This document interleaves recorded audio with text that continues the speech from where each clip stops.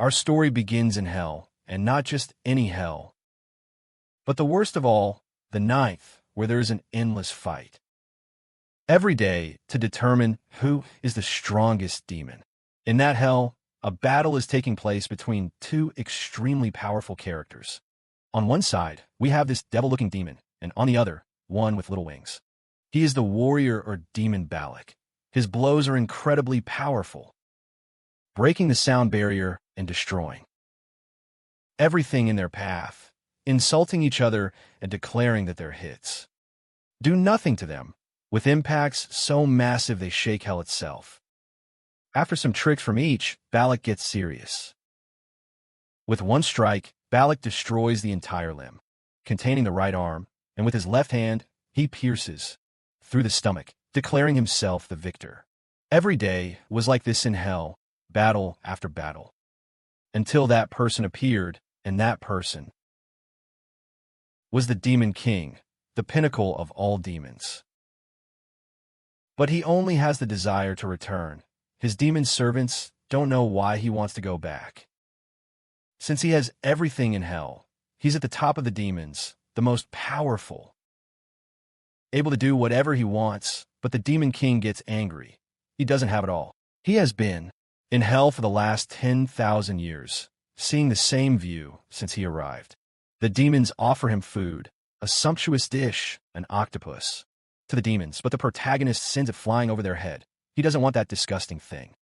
What he wants most and desires is a kimchi jjigae, but we'll call it ramen. All the demons start kicking and screaming, asking for ramen, ramen. They think it's disgusting, many demons with guts, and stuff like that. But the protagonist says no, it's not like that. It's something more natural. And he wants to go back to reading novels, wants to go back to reading mangas, wants to be what he once was. Balak, no longer knowing what to do, tells him to kill him, that he's not on his level, that he can't give him those things. The prologue calms down and also says that he could stay if someone at least loved him. Lilith appears on the scene. She was the queen of the succubi, the greatest beauty of hell. She tells the king that if he's not happy with her, but he, the protagonist, looks like he doesn't like her at all. However, she flirts insistently with the protagonist. The demons get excited, saying things like The protagonist tells himself that he doesn't care much about looks, but this is too much. With a firm voice, he wants to go to Earth. He must return to Earth. Everyone is amazed and doesn't want their king to leave, but he is determined. He has spent the last 10,000 years in that damn hell. Finally, his reward is coming, and he tells Balak to prepare. What they had planned, they go to a stage where the 7 princes of hell are a wizard with a lizard face, the 7 giant statues of the princes, and a magic sphere that contains the portal. Balak, with a trembling voice, tells him that the preparations are ready. The wizard also warns him that if he puts that much magic into the armors of the 7 princes of hell, it could break the limits of space and time and create a force and a rift in the dimension where they are. But the protagonist doesn't care and tells him that he's right and start that finally he can go home. The portal begins to glow and open.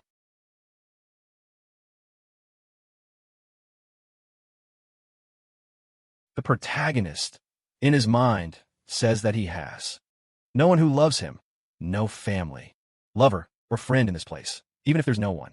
On Earth, it's much better than here. Lilith flirtatiously tells him not to go, to stay with her, but her tentacles and bubbles don't appeal to him much, so he jumps into the portal and tells her it wasn't a pleasure meeting her and that maybe they'll see each other again.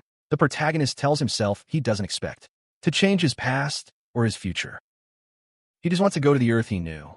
In front of him is a sphere that he doesn't quite understand what it is, a defense mechanism, silent and activated. And the protagonist, after all that, faints. Then he opens his eyes and sees the sunlight. He is in a green forest. He wonders if he is on Earth, and also, his status screen appears in front of him, showing some attributes. It indicates that his powers are sealed, but something is heard. They were goblins, but there were no goblins of any kind on Earth. He was confused, but he would think about that later. First, he had to get rid of them, and realizes his magic is weak.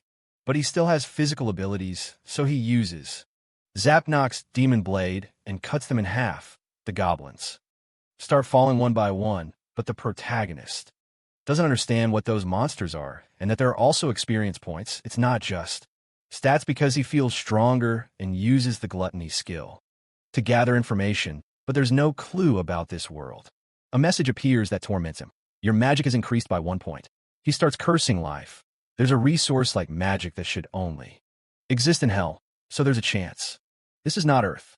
He starts cursing everything. He endured 10,000 years just to want to return to Earth, but a scream is heard and it didn't sound like a monster. It has to be a human. The protagonist rushes at full speed to the place, repeating to himself that 10,000 years have passed. 10,000 years. To be able to come back here, he doesn't care if humans are ugly. As long as they have 2 eyes, a mouth, and a nose, and no tentacles. It's all good. He found her with 2 eyes, a nose, and no tentacles. The protagonist's shout is heard. She is being stalked by goblins, but the protagonist heroically, in the blink of an eye, killed all the goblins, creating a romantic scene. She thanks him. The protagonist takes her hand. He, all shy, says nothing, but suddenly tells her, "Please, marry me." She doesn't understand anything. Let's remember that our protagonist has spent 10,000 years waiting for a woman. They introduce themselves. Our protagonist is named Kangwo, and she is named Hansei. Hello. She is also injured, and our protagonist helps heal her. And he also realizes there is a smartphone, so he's indeed on Earth. And it's the year 2023, meaning 5 years have passed since he fell into hell. He asks why. She was so alone here. She explains that she had awakened as a god player, but thinking she could clear an E-rank portal by herself, and only at level 6 was stupid. The confused protagonist, like what kind of player hunting teams. He doesn't understand much about this world, so he will accompany her until she heals to get a bit more information from her. He takes her hand because she can't walk well. They set off toward the portal. Both entering the portal, a paradise opens up for the protagonist. It was packed with humans who were looking for gear, recruiting, talking among themselves to enter portals, which makes the protagonist very happy. Since he's back, and he gets even happier because Hansei Ola invites him to his house to thank him with food for everything he did. But these 2 guards arrive who need to check the player card. The protagonist is in trouble, unaware of the situation, so he'll have to use this. The demon's oligo power worked, and the protagonist has saved himself this time, and walking through the apartment hallways. Nostalgia hits him. The smell of an old apartment, a narrow staircase, a cold railing, a dusty window. Finally, he's starting to process it, thinking that all these places are on Earth, and on top of that, he's going to Sahola's house, finally after 10,000 years. From today, he's going to have a happy future upon entering the apartment. He feels a bit down, since his mother was there, so she really wanted him to come eat, and say Ola tells the mother that he saved him, that she owes him a lot, so something must be done, and the mother thanks him for everything, tells him to come in, that her house is very humble, but at least she'll make a delicious meal. Our protagonist also asks for the cell phone to see what's up, what had happened to this world, and we're told about the day of the cataclysm. On the 22nd day of February in 2018, unknown monsters appeared. From hundreds of gates that emerged out of nowhere, all firearms were useless. Tens of thousands of people were massacred. Under America's leadership, a global emergency operations organization was formed. The first player also appeared in America. Since then, players have been humanity's hope. The protagonist also recalls that on the same day the portals fell, he fell into the dimension of hell. But well, those articles are always just assumptions, so he has to gather more information. While thinking that, his food arrives. It is none other than the famous ramen he had waited 10,000 years for. Han Seol and his mother are completely stunned, utterly surprised. They had never seen anyone eat ramen with so much love. The protagonist, moved recalls his dark past and how he accepted demonic energy. To survive there, he became a being similar to demons. The demons he had to devour to survive were horrible and tasted like trash. He repeated that for 10,000 years, and the only thing that kept him afloat was the burning desire to return to Earth. Tears in his eyes fall down his cheek, giving the most sincere thanks ever heard for a plate of food. Han Seol also thanks him for everything he did. They are very comfortable, but suddenly, the door breaks, and through the smoke a male silhouette appears, who shouts insults at Han Seol. He asks who gave him permission to enter the portal at will. But Han Seol, with a face that means no games, tells him to get lost. She asks who the hell he is to enter her house, which now belongs to a full-fledged player. But Han, Tae Jun, as he is called, laughs sarcastically. He thinks it's impressive that she's already a full-fledged player. Hitting the wall, he asks how a low-level player dares to claim she is a player. Hans doesn't want him to come any closer, but Hans's brother says hello. He tells her that their father died a long time ago and that their mother earns pennies and that the world isn't one with good deeds, that he's going to take her to the guild right now, that she'll remain useless if she doesn't join his team. But Hans bites his hand to make him let go. The brother flies into a rage. He gives a speech about how he thinks she can survive in this world just by doing good deeds, that she thinks this world is easy to live in. Just come with him quietly, and she'll become an offering for a player to take advantage of. Then, they'll have to fight each other. The mother, saddened, steps in, taking his hand, explaining that she'll do better, but please don't do this to Hans. But he hits her and says how dare she bother him, not to touch him, and demands of Hans why he's looking at him like that.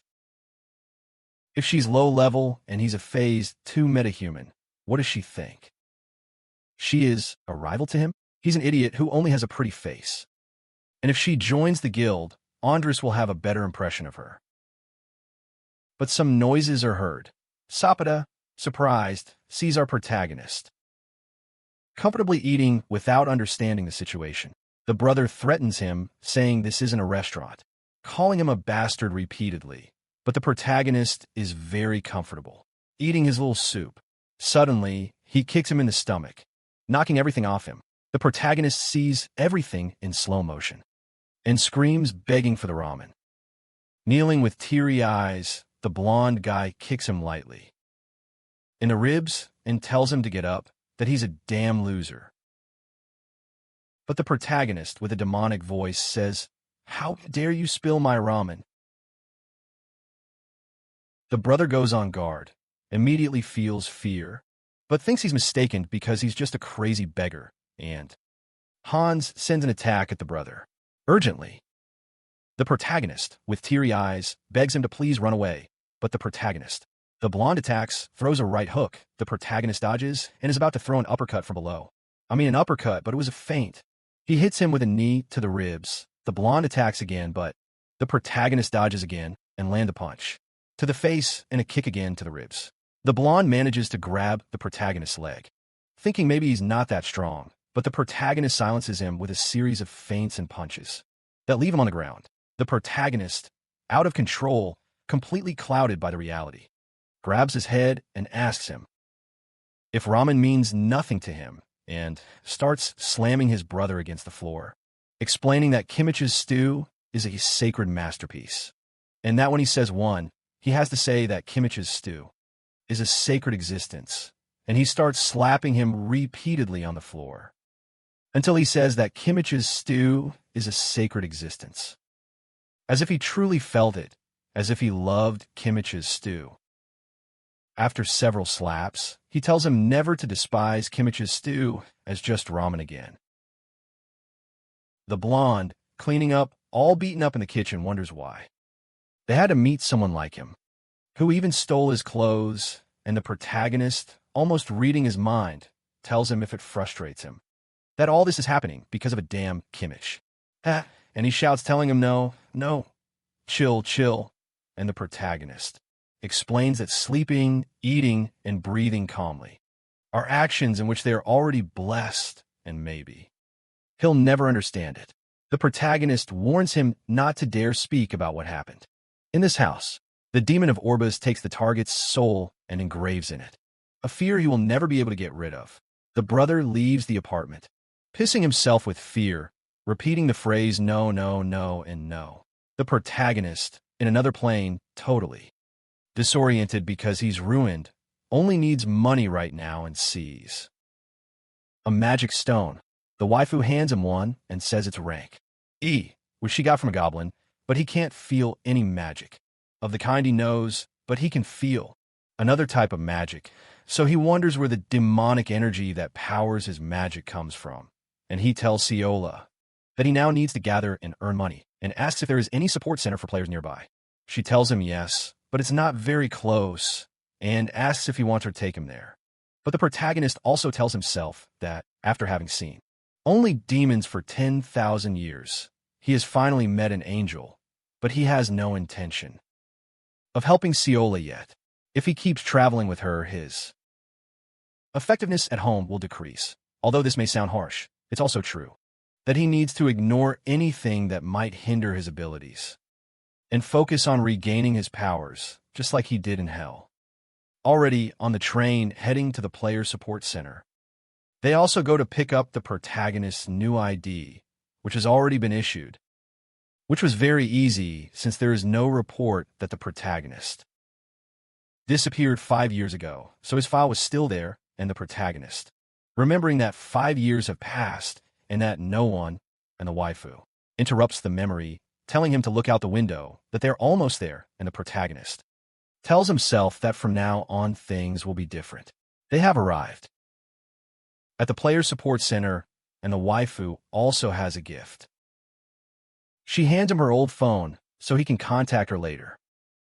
The protagonist, with blushing cheeks, looking at her like an angel, says he's very happy, thanks her for everything, and tells her to stay safe. Inside the center, he scans his ID at the machine, which confirms his identity, gives him number 18 in line, and tells him to proceed to the waiting room. In that room, there are many players who talk about having achieved rank D, which isn't bad, rank B, which is higher and very good, but they got it on their second test. However, their ranks are nowhere near the level or even the ankles of the 5 great guild masters, and they even say they've heard that the 5 great masters might observe you if you become an S rank. The protagonist googles the 5 great masters. One is named Kim Hae-jun from Mir, another is Cha Young-ju from Red Rose. One is named Kim Hae-jun from Mir, the other is Cha Young-ju from Red Rose. Another one is called Big Kong-jun from Hanul. Another is Young Hyung-jo from Sonare. And the last one is Cha Min-ok from Onuri. Those 5 form the best guild in Korea, and Lee tells himself that he must regain all his strength, since there is a chance he might encounter them. Just then, he is called to test his strength with the magic crystal. They explain that he must place his hand on the crystal, and when he uses his power, it will change color according to his rank. The color will be murkier the higher his power is.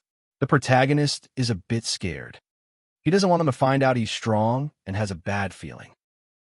The lady announces that he can now remove his hand, that he is rank F, the lowest of all. The protagonist thinks that he understands his powers are sealed, but to be rank F, he doesn't get it. With that rank, he can only enter gates of the same rank as him, which will be a rank E player card, and can only enter higher rank gates with a tutor companion. He wonders to himself what he should do to raise his rank, since it's very low. They give him the card, and he leaves, thinking that opening portals and collecting magic crystals to sell is the best option. The lady, surprised by him, assumes he's shocked that his rank is low, but he will die easily if he enters a higher rank gate, so it's better that he gets a rank F But at the same time she says those words, the orb starts to take a dark color, and she doesn't understand what's happening. Definitely the orb was just rank F. The orb breaks from so much magical power. It's impossible for it to be black, because even Bike's color, who is rank S, was dark gray. That lets us understand that our protagonist is insanely strong. The scene changes. There are portals and many players who ask if there are mages, if there are healers. They look for a thief. No thieves accepted. The scene changes. There are portals and many players who ask if there are any mages or healers. They're looking for a thief, but thieves are not accepted. They're looking for a thief, but thieves are not accepted. Only D and F ranks are accepted, D ranks and above if there's a tank. But the protagonist avoids all that and goes straight to where the officer is. Because remember, they had given him an E rank license, and he asks if he can pass through the portal. The protagonist enters the portal and is pleased, since he thought it was going to be like hell, but it's not. So he's going to start looking for the first monsters to gain experience, but a shadow behind him says, "Hey bro, if you're hunting alone at this gate, you must have had a second awakening, and guess what? He has completed the basic course, and it will be much better for an E rank to hunt with them and try to be part of their team." His team, he's not very convinced, but they encourage him by saying they'll save his life, that he has to help them, and the protagonist realizes he's a really good guy. He offers his thanks, but says it's better if he goes alone. The giant introduces himself. His name is Contiso, and he's the same age as him, 24 years old, and he insists that he be very careful because this region is inhabited by goblins.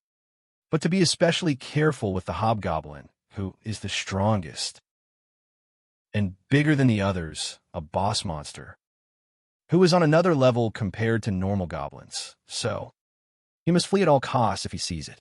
After that, they say goodbye, with the best intentions, and the protagonist says he's better off alone. So here we go. He finds goblin tracks, says there are a lot of them. They must be around here somewhere. And indeed they were. He found them. He found the jackpot and starts stabbing, killing, massacring all the goblins that appear in his path. With his incredible power, speed, and strength, he's wiping them all out until the goblins start to get scared. And there are too many of them. He thanks them for the meal, wiping his forehead, and we see the cruel landscape that is. In front of his eyes, all have been massacred. He also receives a notification from the player bars and realizes it, that he can also accumulate demonic energy by leveling up. And since he already knows that demonic energy is not in the crystals, he uses the power of greed because he can sense magic. The source of this demonic energy is not the magic stone, but the entire body, and the amount varies depending on the time of death. That is, if he consumes freshly dead monsters, he can gradually gain demonic energy. Moreover, he can sell the magic stones dropped by opponents, and his mind fills with thoughts about how many chickens he can eat by selling these crystals. But giant footsteps are heard in the distance, and he realizes that this is what Tiso, the hot goblin, mentioned, who attacks him with a magic-filled punch. The protagonist cannot understand how a monster can use magic. The goblin chief slams the ground with a heavy blow, which the protagonist dodges with a jump to the left. But the goblin chief predicts this and sends him flying without missing a second. He attacks again, but this time the protagonist defends himself with the two blades that protruded from his arms. The protagonist tries to counterattack, but when he strikes, his stats are still low, so he has to retreat and find a bigger opening. The chief attacks, and the protagonist dodges left, down, right, up. The protagonist admits it. He fights quite well using those thick arms, as expected from a monster chief compared to the goblins he has killed so far. He is on another level, but even so, he is destroying his own territory, and all his subordinates are dead, so he's just prey. He throws a skull of one of his subordinates at him. He explodes in rage and gathers overwhelming strength, but not for the protagonist, but for himself. The power has been unleashed on the chief, who lets out a roar of fury. He is completely out of control. The protagonist says that certainly this authority is a buff skill that multiplies the target's power several times. But the price is that a curse turns your head into nothing, losing rationality and launching random attacks, making them easier to dodge, and thus creating many more openings. Just what the protagonist expected, and he launches his attack, dodging a blow and cutting his left knee, then dodging and cutting his right knee, making him kneel and cutting his head. But he thinks it's frustrating, because that would have been much easier if he had his powers. He wonders to himself what it means that he has to start over from the beginning. You leveled up 3 times, and a special skill has been unlocked. You acquired the second awakening. He thinks that although this skill isn't that strong, he should be able to absorb more demonic energy now, and if he uses the benefits of being a player, he should be able to get stronger. So he will test his new skill and see how strong it is. Gluttony, and he realizes the smoke is darker and the absorbed amount has increased considerably, and that the stronger the monsters he defeats, the stronger he will become, and he realizes that his demonic energy is 3 times greater than he expected. He wants to see why the Demon Gate seal is increasing so fast. Looking, he was right. The Demon Gate seal has weakened. That means every time he unlocks an awakening, he should be able to recover all his original powers. And his next goal is the 3rd awakening. The scene changes to a restaurant. They're talking and ask the protagonist if he has friends or family, and he says he doesn't. No friends, no family, not even a home, and that he actually doesn't have anywhere he wants to go. And the waifu asks if he would like to stay at her place, and that he doesn't understand how much he has helped her. And the protagonist accepts her offer and says he has to give her something. He hands over about 3 million won, fully aware that it's not the best time for her either, and that there's no need to feel pressured, because she has also helped him with food and lodging, and that he considers it a fee for everything she has given him. He also asks if there is any rank gate nearby. She has never been, but knows of one that is full of lizard men. The protagonist is already comfortable in his bed. He hasn't felt peace in the last 10,000 years. The comfort. He keeps telling himself it was a great decision to come back here. The next day, our protagonist tries again to enter the portals, which are crowded with people. Players wanting to invite him to their team, but the protagonist isn't interested. So he enters the portal at once, stepping into the rank gate. Let's remember, he has already leveled up and uses the power of silence. He recalls that the lizard men are sensitive to sound, but don't have great eyesight. They told him to approach quietly, because they could all attack him at once, and also, they are sensitive to fire, so the protagonist attacks 3 that are exposed with the power of infernal fire. We learn that this infernal fire will never go out, unless he wants it to, by burning only their physical bodies. He can also use gluttony on the corpse, meaning it was the best way to level up at that moment. Just then more lizards start arriving, which he burns again. He realizes he's making a lot of noise, and if more come in swarms, it will be much harder for him. So he uses the power of silence. And he doesn't need to have so many. He just wants it quick and easy. He finds that it's the best approach, but notices he's progressing much slower since he reached his highest rank, so he'll have to hunt in larger groups. A brief interruption to tell you that if you're enjoying this kind of content, please like, subscribe, and let's continue with the video. But suddenly he gets an invitation. They ask him if he wants to be part of their team and join their home guild, which belongs to the Andres Guild.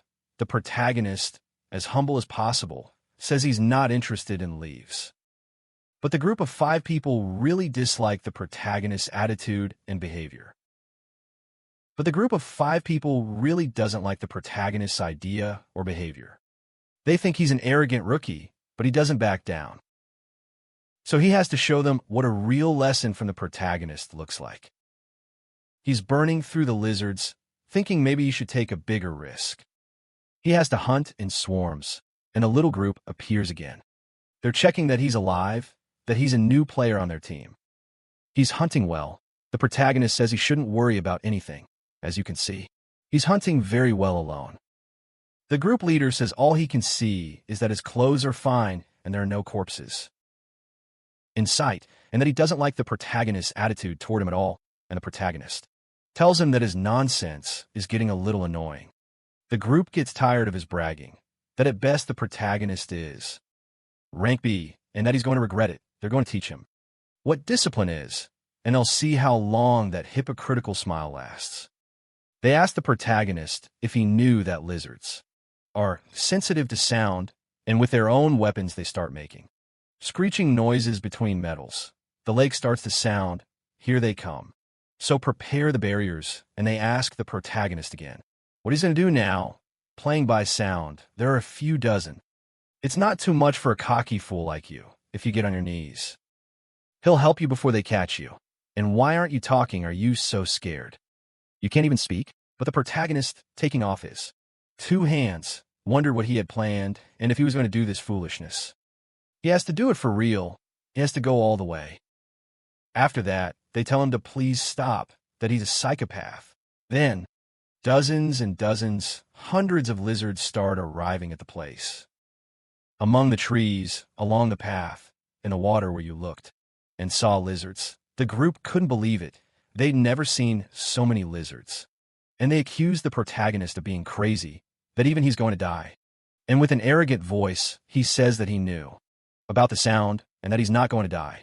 But they do, and realize that the protagonist uses a skill that controls sound. The leader tells them to raise the barrier because it has broken, but when looking around, all his comrades had died. Begging for his life, he sees the protagonist at the top. He earnestly asks him to please help him. He admits he was wrong, but the protagonist only says a few words. The group leader, crying and screaming, curses the protagonist. He knows he can do nothing more. His death was imminent. He explodes, paraphrasing, "Fight evil with a greater evil, and with an even more murderous intent." Using his fire power, he incinerates everything around him and then uses gluttony. He wonders what the Gaia system is. And he realizes it is the system that protects the players. He wanted the players' special skills, but he can't. And the protagonist says it doesn't matter, that the amount of demonic energy he can use is the most important thing of all. His demonic energy has increased significantly. He has now reached level 30. And it's not just the amount of energy, but also the quality of the demonic energy. And since he has hunted so much today, the third awakening should be just around the corner. 3 days later, he is eating again. The food he prepared. Hensila tells him she will be back by dinner time because she is going to the portal again to face the monsters. Hensila asks him if he isn't pushing himself too hard, that he hasn't taken any rest since he arrived, and that he should be careful. The news reported that there were Chow players faking their ranks and attacking players already on the battlefield. The protagonist thinks that the last time he was hunting, he looked around and there were no witnesses. So the news couldn't be about him. He had to prepare for the unknown and focus as much as possible on leveling up. He has reached level 20. The third awakening has opened. The protagonist wants to test his powers. Infernal fire power. He realizes that every time he awakens, the seal on the demon's gaze gate weakens, and demonic energy leaks through the weakened seal. Third awakening. Special demon skill rank A.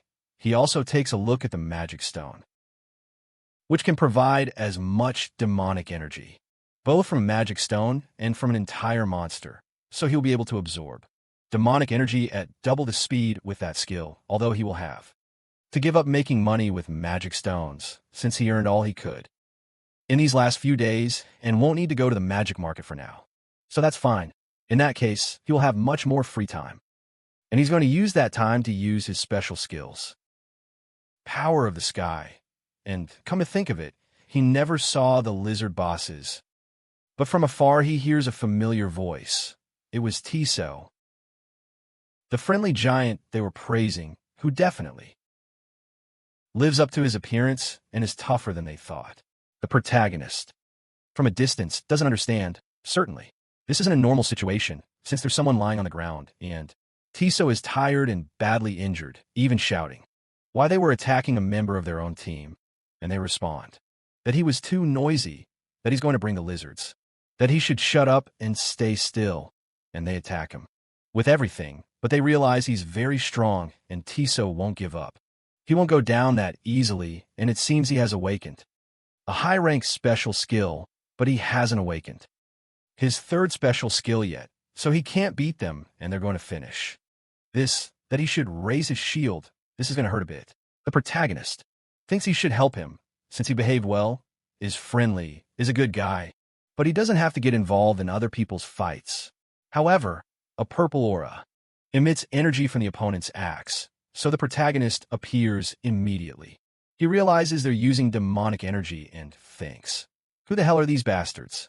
The two think he's just a passerby in those clothes, and that he's very unlucky to run into them, since they already met their quota by catching the other guy, so they can kill him. The red-haired one launches the attack, proclaiming that he's going to slice him up endlessly, but the protagonist knocks him to the ground with a single kick. The other guy asks what's wrong with him, what he's doing, but the red-haired one says something's off, and the protagonist, with a fatherly instinct, starts slapping him repeatedly. The other guy jumps in to defend his friend, but the protagonist uses one palm to unleash the power of destruction. He grabs the red-haired guy and wants to ask him some questions, where he got the demonic power from. He slams him onto the ground again and tells him to obediently answer whatever he asks, where he got that demonic energy, but he can't say. Yet the protagonist, using the power of sleep again, after having used the power, tells him about the guild, the master, the guild master. But his companion tells him to shut up, that he's in his right mind, but the protagonist, fed up with interruptions, sends him flying again and knocks him unconscious, and asks again, you mentioned the guild, what guild? They answer, the Andres Guild, it's the Andres Guild, that their guild master performed a ritual. What ritual? The protagonist asks. But as he tries to answer, his body starts to collapse. Foam bubbles from his mouth. His veins fill with blood and begin to burst. His limbs start to twist. The protagonist deduces that they must have installed a mechanism that kills the target if they speak about the ritual. And in the background, a voice asks, Kanwo, is that you, Kanwo? He explains to the companion who is on the ground that the player, named Kanwo, saved them and that he thought he was at the level gate, and the protagonist humbly says that this time he was wrong, that he had entered there by mistake. But he was already an experienced player, and the giant thanks him anyway, because without him, he would have died, and they have to inform the Andres Bastards Guild, whose reputation is far from stellar. But if they tell them the Andres Guild is using chaos players, they'll start investigating immediately. But the protagonist tells them no, that they will not report anything about what happened, now that he himself is going to take charge. The guild of Andres and Tejo, as the protagonist requested, will be very comfortable, because he is at their disposal. He will help him on his journey, and together they will defeat Andres' guild and make them pay for everything they have done, punishing them for their wrongdoings with their own hands, and that sense of justice. That's always in the movies, and that he has fallen in love with our protagonist's sense of justice, and that he will repay his debt to him. He's a great guy, and the protagonist reminds him of Balak, his former demon, and the kid beside him. Also says he wants to thank him, that he's not that strong at the moment. But one way or another, he will repay the debt and become stronger to be part of their team. Our protagonist asks Tejo what his level is. He replies that he is level 12 and just recently reached his second awakening. His first skill is a special awakening skill of rank C, and his second skill is a special awakening skill of rank A. The protagonist realizes that bastard has much more potential than he had thought, since a player who receives a high rank for their second awakening is said to have the highest probability of gaining better skills for their third and fourth awakenings, which would create spectacular synergy in their group, since CEO La will also have his second awakening soon, and they can form a balanced group among the three of them. The protagonist says he accepts. They exchange numbers to get along, and he also gives him CEO LA's number to communicate and talk later. The protagonist heads toward the person who is still alive. He had something to ask him, and it would be better if he didn't lie, and nods if he understands. He said he needed to capture a player alive and bring him back. He kicks him in the head and asks again if he remembers, then explains that bringing him alive was to offer him as a sacrifice. With a devilish look, he understands and has to ask him for a favor. Then we move to a scene in an alley, where the completely beaten guy is going to leave a suitcase. The man in white asks him where his companion is, but he turns his back and says he died. That along with him, there was a high-level player, and that's why he's so beaten up. The white-haired man understands and says he feels a little confused, but at least he brought the product. It's fine. It's in good condition. So he can enter the feast, but he says he doesn't want to go in, that he won't be part of the ritual, and that he will leave immediately. After that, we enter a room full of men in robes, red walls, and an altar. Very similar to a church, but more sinister. They tell the boss that they brought the order, that it's ready, and they shouldn't delay because there isn't much time left. So let them in. All the followers start praying, shouting in the name of the great Andres. The boss asks them to prepare the magic stones. There were a bunch of magic stones in a chest, and since the people who brought the sacrifice weren't there, today's baptized would be the boss himself. Baptized refers to the one who will receive the demonic energy. They begin the ritual.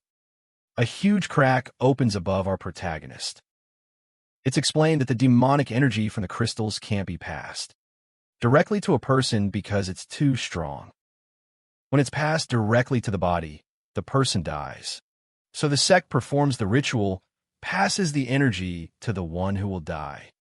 And when they die, they drink their blood to have the demonic energy at their service. That night's sacrifice was spectacular. His body could withstand 5 times the demonic energy of a normal person. In fact, he could withstand up to 10 times, not 20. Nor 30, but why? Because the demonic energy doesn't stop. Desperately shouting, the boss tells him to stop. Please stop, it can't be possible, and the protagonist stands up. That momentum allowed him to level up 20 stats. And if they could do the ceremony one more time, the ritual leader shouts, "Bastard!" and attacks him with a fireball. The protagonist dodges, but they throw one after another and another and another and yet another. To the protagonist, it was insignificant, and he wonders why everyone is just standing there telling them to all attack him together. Everyone tries to attack the protagonist, but as we all know, it was useless. But in a corner at the back, in the background, was the madman who was going to incinerate the protagonist. He doesn't know where he came from, doesn't know how he can control demonic energy. But there was no way his power could be greater than his, yet the protagonist, replicating his power like 10,000 times stronger, says something like this, and the guy, with no other choice, starts flattering him and begins to say that he is the great Andres, that he is the reincarnation. He tells his followers to bow their heads, that this is the moment they've been waiting for. He's going to be the one to lead them to eternal life, but it's clear he's lying to avoid dying. And the protagonist decides to play along and starts acting like a god, that he is the king of all demons, the fire king of hell, Andres, who has finally been recognized, and tells all his followers to leave, that he wants to speak alone. Once alone, the protagonist tells him to stop pretending, that he knows very well he doesn't consider him Andres, and to shut up, that he's going to ask some questions, and he must answer only with the truth, how he learned to create a rift with the magical crystals. He explains that there was a very powerful person who promised unlimited power. He just followed orders without knowing anything, only craving power, and that he knows nothing about that guy. His orders only come through emails. The protagonist again performs the horse conjuring spell to trauma them all, to get as much information as possible about that bastard, and thinks it was a tougher day than usual. So he's going to go rest at his little house. He arrives home, and Ola is very upset. He had left her with like 50 missed calls and hadn't answered, and she had been very worried about him too. She had prepared his favorite food and had something to tell him. She had her second awakening, and the protagonist thinks that at this rate, they will make a great team with Tae-soo, her, and himself. He tells her that for now, they can't go together, since he is at a much higher level than her, but he has a friend who can accompany her. So they will have to grow strong together. With the dish served, the protagonist is happy, although he doesn't know who they are or why they act that way, but he will protect Earth. He will save this world no matter what happens. The next day, the protagonist is already at the player support center. He is trying to get the C rank card, but it takes one day to process, so he decides to take a walk. And now that he thinks about it, he hasn't had a break since arriving on Earth. He knows nothing about this world. He wonders what he should do while resting and notices a peculiar place. It's a gamer cyber cafe where you can order food and also play games. He goes to play a game called Rhythm Legends, which I think many know. He starts playing and messes everything up, but he thinks he's doing great. People write in the chat asking others to learn from him because he knows how to play really well, and they give him some tips. He is eating and doesn't realize they are insulting him in the chat. But he's very happy eating when a shout is heard. "You stupid bastard. Why do you play like that? Why did you have to have a noob in your game right when I was about to rank up?" The protagonist doesn't understand anything and looks at her as if asking who's yelling like that and why. Suddenly, she tells him she feels pretty bad about the game, so he shouldn't look for her. That he should leave. She doesn't want to fight, but she sees that the troll in her game is the protagonist. And she repeats again that it's better if he leaves immediately. While being polite and trying to grab him, the protagonist easily dodges her. She tries over and over but can't. She asks if he was sent by Amir's guild, warning him not to dare lie. But the protagonist ignores her and leaves. She follows him, but shows her license and tells him to stop bothering her. But he shows his license and tells him to stop bothering. That he is a beginner, so be kind to him. He almost died. Outside the venue, the protagonist feels weak, but at least he has the reflexes he acquired through years of experience. And he didn't expect to meet someone of a similar level so quickly at that moment. He felt very cornered.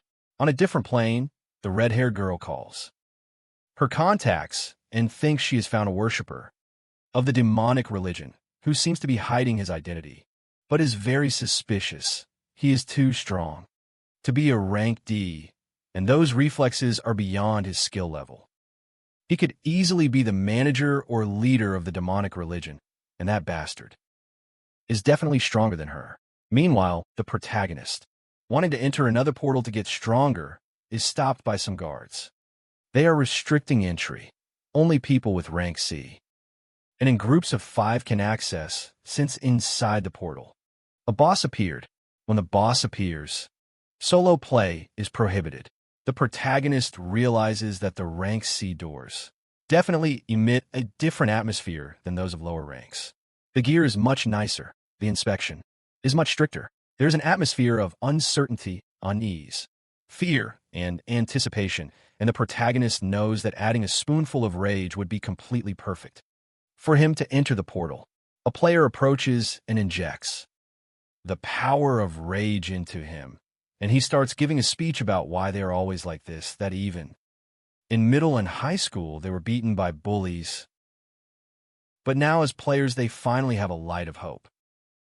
But at this moment, they still have to submit to the will of the monsters. Another jumps in saying he's right, that they can massacre them all. Another one beyond says he won't forgive them, that the bastards killed his brother, so he's going to kill them all, and a revolt begins.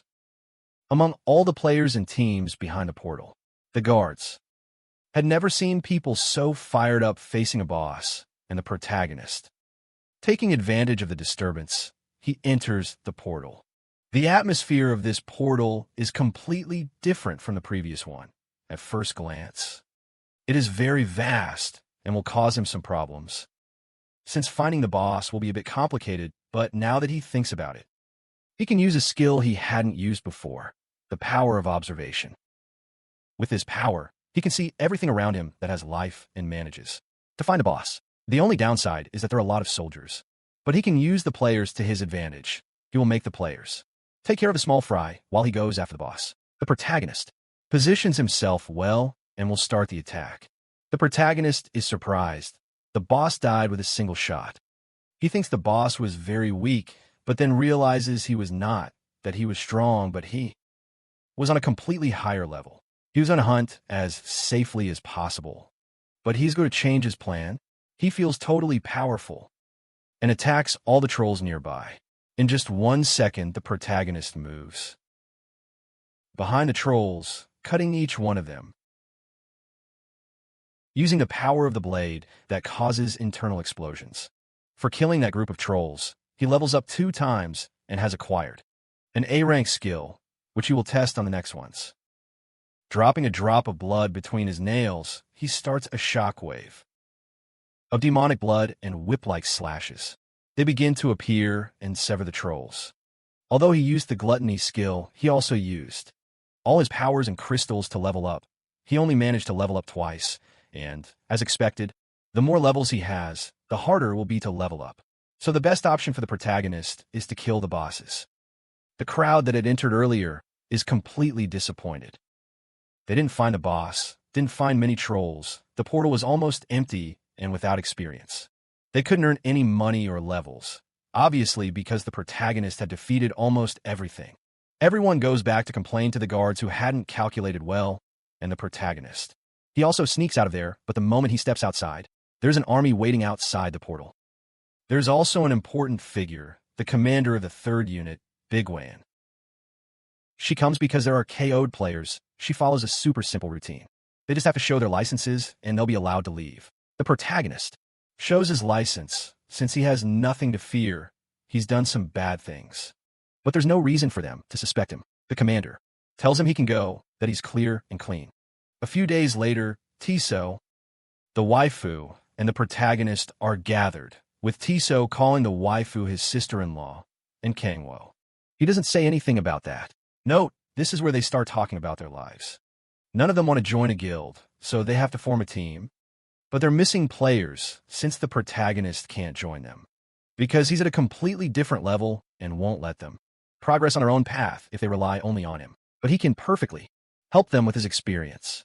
He tells Leo yes, he agrees, and that he has 2 people who fit perfectly with the team's balance. The protagonist agrees, and they say to meet tomorrow to do a trial, and he's going to go take a little spin to level up. The protagonist is back in the desert, using his omniscient power that lets him see where the targets are. First, he kills the other trolls nearby and smells the scent of human blood. It was normal to smell human blood, but the scent he detected was from a massacre, at least 6 players, and indeed, they were all dead. He wonders who could have done this. Not the Demon Order, because they left the bodies there and only kill those who were alive. But suddenly a roar is heard. It was a hell monster, the Hellhound. He didn't understand why the Hellhound was here in the real world. The protagonist, trying to defend himself, strikes it, but the Hellhound isn't hurt at all. He counterattacks with a giant fireball, and the protagonist is sent flying through the air. He uses the power of a spear, thinking he had dealt significant damage to the Hellhound, but it is almost unharmed. The Hellhound tries to bite, but the protagonist uses the power of the earth, creating a sort of earthquake. He unbalances the monster, jumps on it, and uses the spear again, striking it on the snout, leaving a giant hole in the ground, but the Hellhound keeps getting up. The protagonist realizes he is still weak, that he has a long way to go, but at least with his current level, he could defeat it. Using the Steam Demon, Met harnesses the strength of 1,000, which amplifies all his power. The demon also attacks with everything it has, and the protagonist lands a blow on its jaw, sending it flying. But the Hellhound, although managing to stand up, falls again as it was at its limit. The protagonist has gained many things. He has leveled up, reached the 4th awakening, and unlocked an A-rank skill. He notices that the core of the rift appears in the demon's name, meaning that when he was transported to Earth, these demonic figures began to appear, which are out of the ordinary. But now that he has reached the 4th awakening, these beasts will no longer be a nuisance to him, since with the leveling system, he could even become stronger than when he was a demon. And as he exits the portal, he encounters the red-haired girl again. The protagonist asks why she is following him. They didn't even introduce themselves, and she is with him again. She introduces herself. Her name is Chai Yongju. The protagonist remembers that she wasn't one of the great masters, and that's correct, she is the guild master of the Red Rose. And he finally understands why she was so strong. But she describes everything about the protagonist.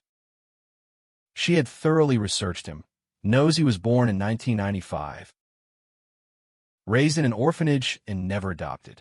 For 5 years, there were no traces of him.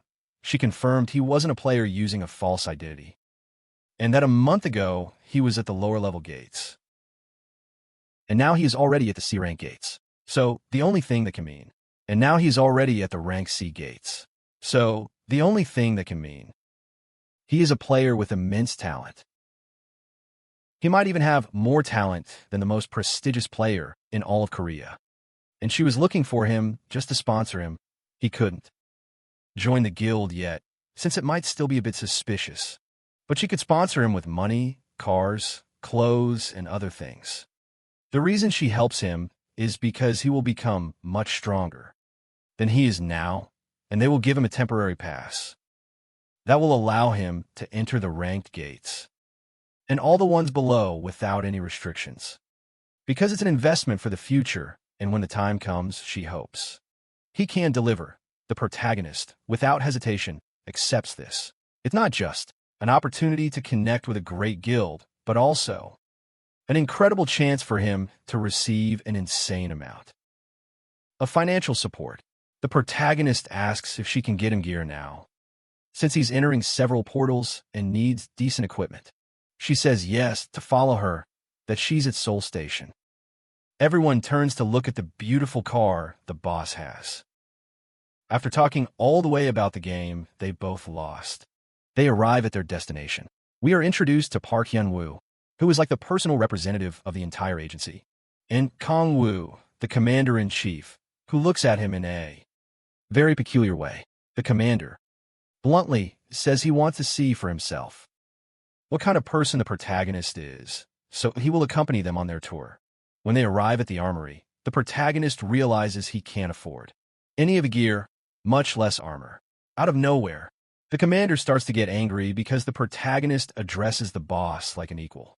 But she gets mad and tells him to calm down or leave, and tells the protagonist to calm down too, because if he messes with the commander, he could end up disabled. The protagonist, with his usual attitude, he tells her it's okay if she doesn't care, and the fugitive asks her to please lend him a unique piece of equipment, since he'll return it later, addressing her informally.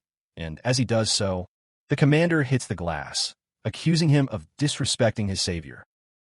Drawing his sword, trying to strike him, the chief intervenes and tells him he has crossed the line. And once he leaves here, the protagonist asks the chief again if she can lend him an armor, and the commander appears again, challenging him to a duel. If they win the duel, he can take his armor, which is unique rank and has great basic effects. The chief wants to kill him, but the protagonist steps in and accepts the challenge, thinking it's a pretty interesting proposal.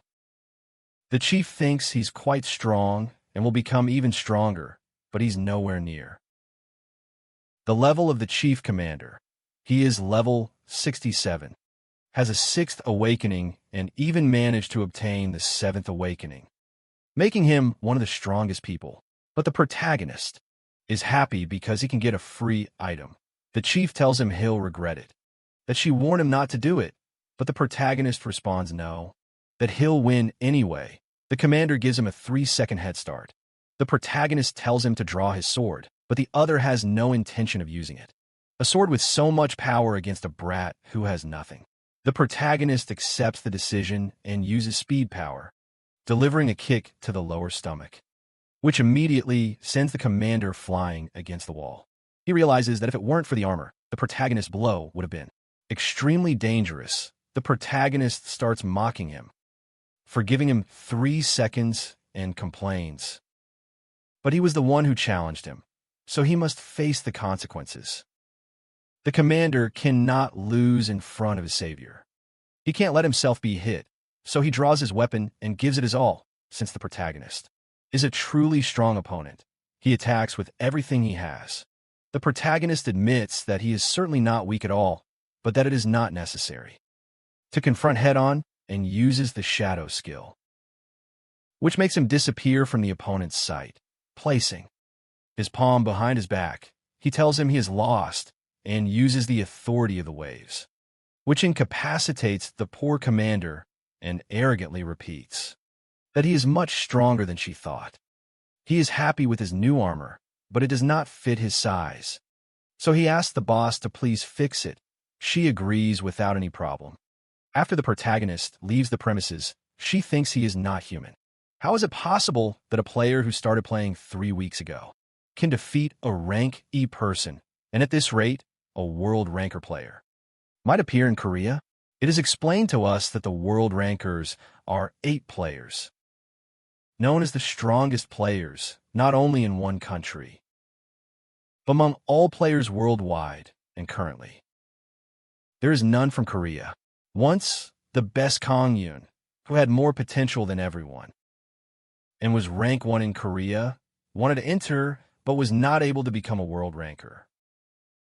The protagonist, in another scene, is looking at his stats and realizes that his demonic energy is above everything else. He is not saying that strength, dexterity, and endurance do not help, but his demonic energy is far above normal stats, and that is why he can face rank E players, and if he continues on the same path, he will be able to keep going and reach his 5th awakening.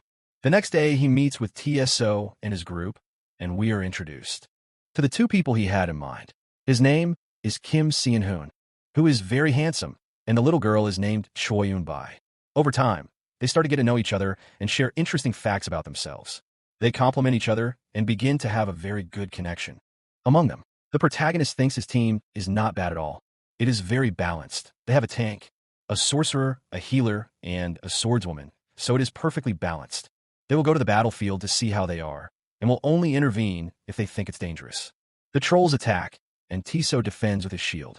While holding them off, the mage casts a spell and warns that there are 5 more behind them. The tank steps in to help, the waifu boosts, and casts a spell on the trolls. When they're all stunned, Saijin pierces them with his sword, and the protagonist, watching from afar, gets a bit impatient and gives them some advice. Tiso has very good reflexes, but he's wasting too much strength. From the start, he was attacking the trolls, but his role is purely defensive.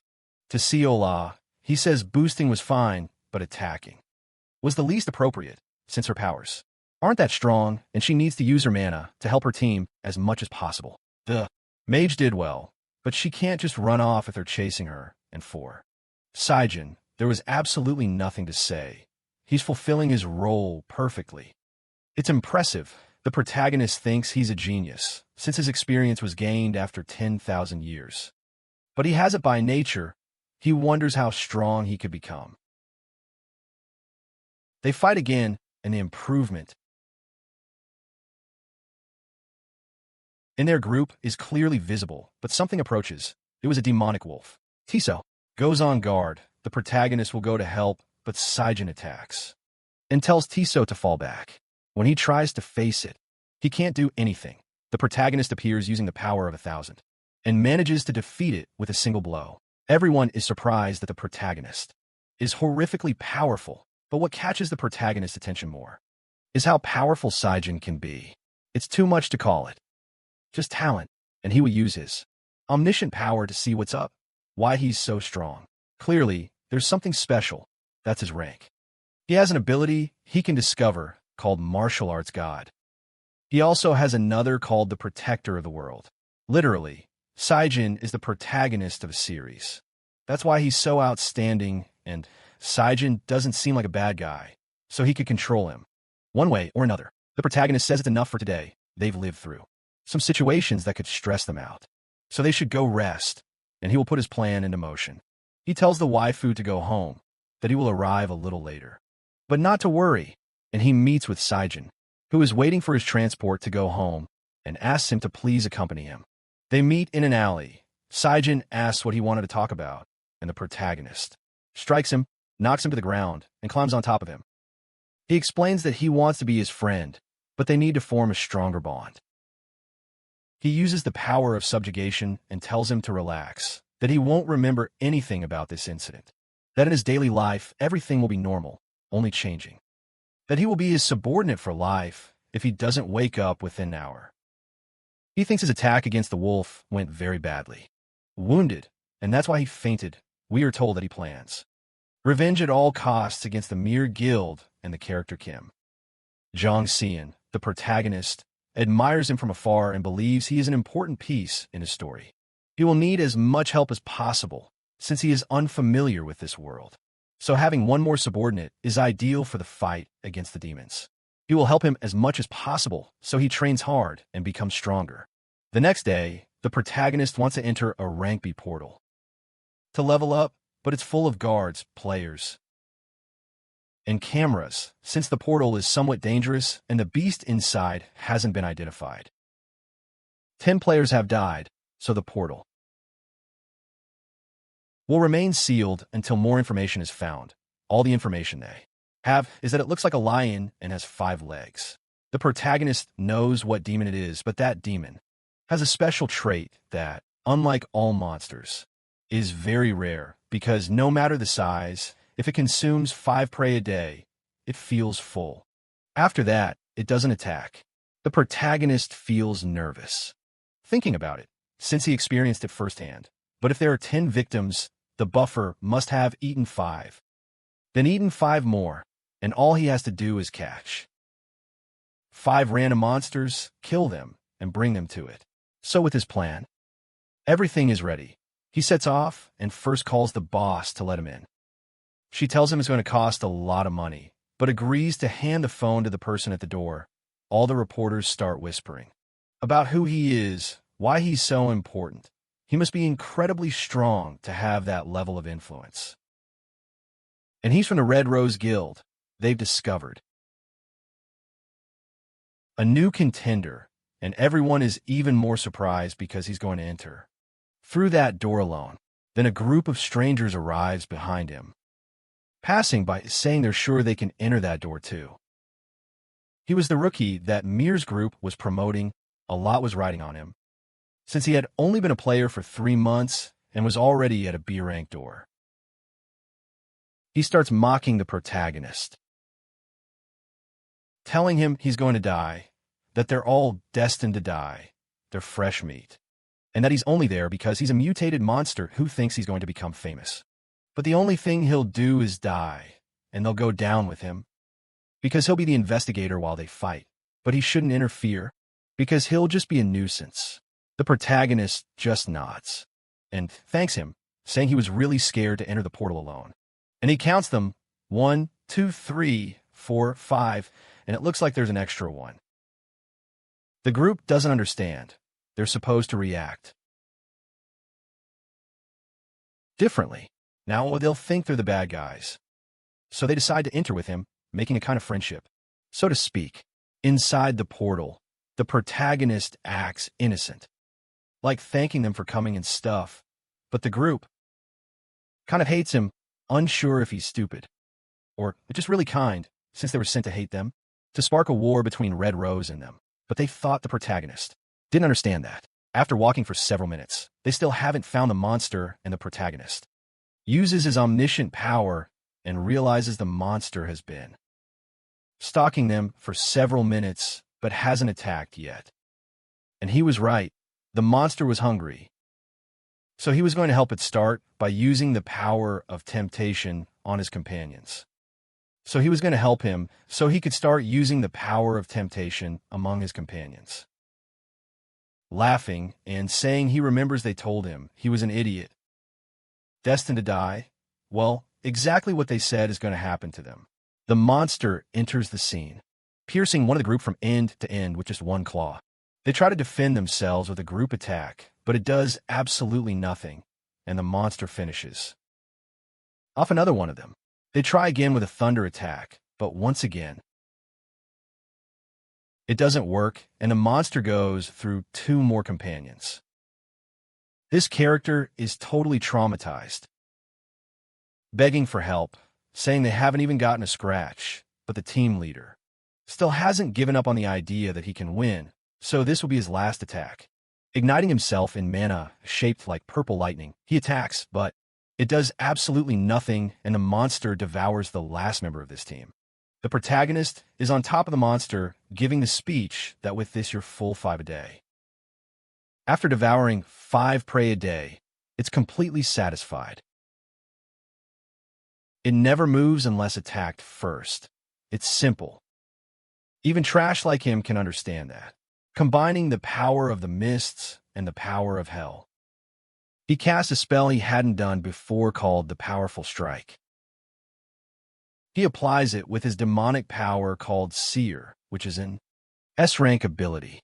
The entire spear is composed of that power, and he drives it into the beast's snout. And because of that power, the beast begins to burst from the inside. And he has successfully defeated the monster that had mutated and has leveled up 6 times. Upon reaching level 40, the 5th awakening has blossomed. He has also gained a skill called Extreme Delay. The protagonist is surprised, since it's a power he didn't even have when he was the Demon King, and that his predictions can be accurate. In this world, he could be even stronger than he was before. He thought he had already satisfied that greed for power, but he was wrong. Behind, the phrase, "Who the hell are you?" is heard, and he realizes the boss is still there, badly wounded, but the protagonist remains. He wants to understand why they treated him that way and who sent them. That greed for power was satisfied, but he was wrong. Behind, the phrase, "Who the hell are you?" is heard, and he realizes there's still the boss, badly wounded, but the protagonist remains. He wants to understand why they treated him that way and who sent them. Because even though he was the biggest brat, no one acts like that on their own. There has to be someone pulling the strings from above, and the protagonist asks if he's not going to speak. He breaks his face with a kick, and they tell him it was all Kim Jong-un, who once dated the boss, but the boss flatly rejected him, so he hates the Red Rose Guild. He also needed to change the image of the Mir Guild and reinforce the idea that it is superior to the Red Rose Guild. He shows a photo that looks a lot like Saijin and tells him he's not going to kill him, but he does need a little help from him. Reporters see 2 people coming out of the portal. The protagonist acts by calling for an ambulance, begging for help. That Mr. Sungo is badly injured. Everyone is wondering, what happened? What happened to the other members of the group, and why Sungo was so badly hurt? The protagonist explains that the other participants died, and that the only survivors were the 2 of them. The mutated beast was incredibly strong and in an instant devoured everyone who was there. The brave son, Zhao, told him to run away, because he couldn't stay like that. If the monster managed to get out of the portal, it could hurt people. Finally, the brave son, Wukong, defeated the monster, and he was the true hero of that era. The news makes us wait and spreads, and we're told he couldn't wake up, fell into a coma, and later died from a brain hemorrhage. The boss, reading the news, realizes that clearly it wasn't a monster, but a person who gave him a brutal beating, and that it was clearly the protagonist. She's in a meeting with his character, who thinks her rookie is quite cute, very sly like a fox in front of the journalists, and we're told he is the master of the Sarani Zhong Hyunju Guild. It's tough. They had gathered to talk about the demonic religion and that the world will come crashing down if they find out there's a religion offering living humans as sacrifice. Just then the protagonist arrives and tells the protagonist that she is clearly a friend of the boss and asks him please not to call her madam. After talking with the boss, she gives him a rank S entry permit, but warns him not to even think about hunting inside, and he tells her he heard what they talked about. Inside the demon order, the boss has no other choice, since that information is classified, but at some point he had to find out. They're insane bastards who offer living humans as sacrifices. They don't know when it was organized or how large they are, so the guilds and the government are cooperating to catch them. She doesn't know how many members have been sacrificed and will never leave them alone again. The protagonist feels the boss's thirst for blood and realizes she is truly powerful. She asks for help to defeat them, and although she doesn't have many details, she knows the sect is too powerful and being strong alone isn't enough to defeat them. If the protagonist wants to help, fine, but if he wants to reject the mission, she would understand. He tells her not to worry, that it's his duty to want to help her. Inside, he thinks he's hit the jackpot, because the closer he is to the religion, the more demonic power will come to him. Already in the car, he heads to the rank S portal because he wants to use a special skill called Demon Master, which allows him to summon a demon that can be his familiar, and the higher the gate, the higher the demon's rank. So entering the rank S portal, everything is prepared for the summoning, creating a rift. You have contacted another world. Your summoning has been completed. The demon is being summoned, but it's from another continent. The continent of Eleanor. The demon has been successfully summoned, and it is the daughter of Kargat's demon dragon. But the dragon's condition is very bad, injured, covered in blood, crashing to the ground, and behind the dragon appear 5 characters who don't seem from this world and speak differently. The protagonist tells him to calm down, that he doesn't know what's going on here, but he definitely won't allow his summoned demon to lose its life. Using resurrection power, he tries to heal the little dragon, and this provokes the anger of the secondary characters, who say they're going to kill him because that dragon is the culprit of the treacherous drought and the plague of his village, but the dragon denies it. That was not his doing. The protagonist gives convincing arguments that the dragon could not have been responsible, but they're blinded by their sense of justice, firmly believing that this dragon is a demon and that, to save the villagers, this dragon must die. But the protagonist hates those people, those who only care about their own justice. They shut their eyes and ears to any idea presented to them. He uses the power of explosion and sends them flying. And even if what they say is true, he will protect her no matter what, because she is now his familiar. Shouting that he is a demon, they attack him, and immediately the protagonist realizes that they're also very strong. Again, he uses the power of explosion. They use iron walls and barriers to counter the protagonist's power, but he, dodging everything, goes after the swordsman, who uses storms of blades in front of the protagonist, but he dodges all of it. He knows that if he hadn't had the 5th awakening, it would have been very dangerous to face them, but the protagonist, fainting, injures his knees and throws him to the ground. The swordsman tells his group to retreat, that he is too strong, and they won't be able to beat him. We learn that the protagonist always had to fight like this to survive. There was no room for empathy or mercy. In hell, emotions were just a luxury, but suddenly appears this mage who tells him to forgive her. She begs him to kill her instead of him. Because she loves him, she regrets the situation in which she says it. But she will do anything to keep him safe. And the protagonist says, "What do I care? Enough with the drama. If they raise their weapons with the intent to kill, they should be prepared to die." But the Gaia system interrupts everything. There was an error in the system, and all foreign entities will be taken to their world. The protagonist complains about why everything was calm before he won. But he's also glad, since the dragon he had summoned was still there, and it seems the mechanism hasn't been able to do its job. About 2 or 3 weeks ago, and he deciphers it no matter how much he thinks about it. There is no doubt he is the one responsible for the mistakes that are happening. But he calms down, since he just wanted to come back from hell and eat his kimchi soup. The dragon says to him, "Thank you very much, master." The protagonist has some questions for him. The dragon tells him that the continent of Erner, according to Echidna, is a completely different world. The largest country is Arnon. It's a world of fairies, monsters, and dragons, and the two are already heading to his apartment. We are told that the little dragon also has the power to make himself smaller, and that he used to live with his father. But one day, he left him alone and disappeared. After that, he spent a long time alone. And that she really didn't do anything, didn't cause any plague. She repeated it many times to people, but no one ever believed her. The protagonist also knows that look very well. For as long as he can remember, he recalls growing up in an orphanage. The desire to know his parents was a luxury. He just wanted to be loved, wanted to be cared for, and for someone to acknowledge his existence.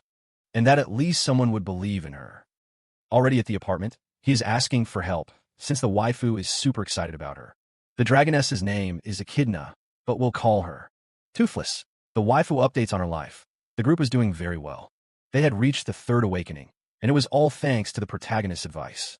She was in a place she had never thought she would be, and she thanks the protagonist from the bottom of her heart. He finally feels loved by someone, and he thanked her back. The next day, the the protagonist feels very tired.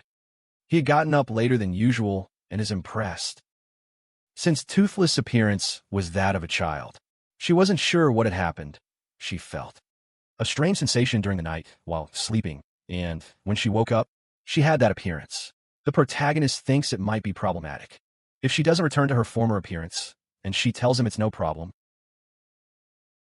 since she can turn back into a dragon. After the incident of breaking the apartment, the two calm her down. He tells her it's okay, that the mistake was theirs, but that she doesn't transform back into cramped spaces and that the appearance of a little girl was fine since they could take her to various places and the waifu is going to take her to buy clothes. Meanwhile, the protagonist has some business to handle today, already at the establishment with the boss. He explains that he had brought out a relative from another world and that he had met some people from Eleanor, and that because of the Gaia system, they had sent him back to his world.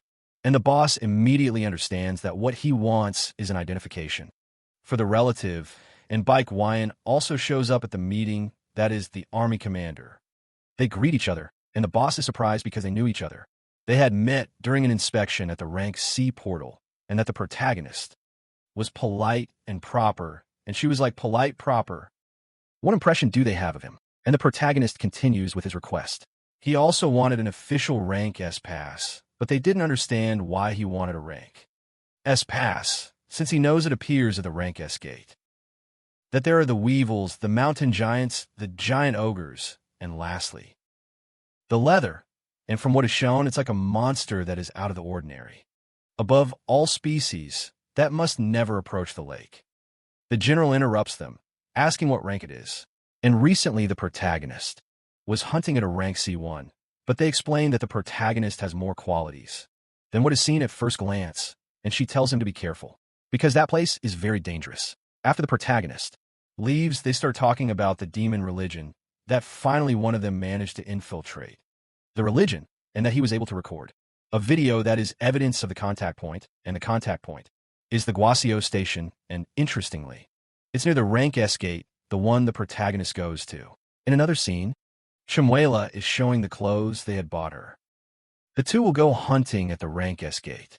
The waifu feels a little bad, since she would like to go with them, and she feels a bit unmotivated. And the protagonist tells her that one of these days he will join to see how they are doing. He wants to see their progress, and the waifu will wait for him eagerly. Already at that S-rank gate, there are 3 things you must keep in mind. You must not approach the lake, and, after luring the monster, you must not get directly involved. You only have to assist. And finally, you must not transform into your original form no matter what happens. The protagonist begins to use the omniscient power and finds a giant ogre. Using the power of temptation, he tries to lure it. He activates the power of thousands and jumps into the attack. Both with their immense strength clash fist to fist. The giant ogre doesn't even flinch. Despite using the power of thousands, it's clear that it's an S rank. The protagonist, using the power of the dark spear, pierces the ogre's jaw, and although he caused a lot of damage, the ogre immobilizes the protagonist with one hand, but then appears Chimuela, creating a dark storm that manages to free the protagonist. Using Thunderbolt, she delivers an electric shock, so powerful that it defeats the S-rank monster. Thanks to that, he has leveled up, but the noise they made calls the Kaiverse, and they must retreat immediately, because there were many in that place. Using the power of the sky, he tries to escape, but they are very fast. In fact, they manage to grab a piece of Chimuela's clothing, which makes her furious, since it was the dress they had lovingly gifted her. And the protagonist had told her she looked pretty in that dress. Her transformation occurs, and she starts unleashing a massacre. All the lizards were slaughtered one by Chimuela. The protagonist was quite surprised. It could be that she is stronger than him.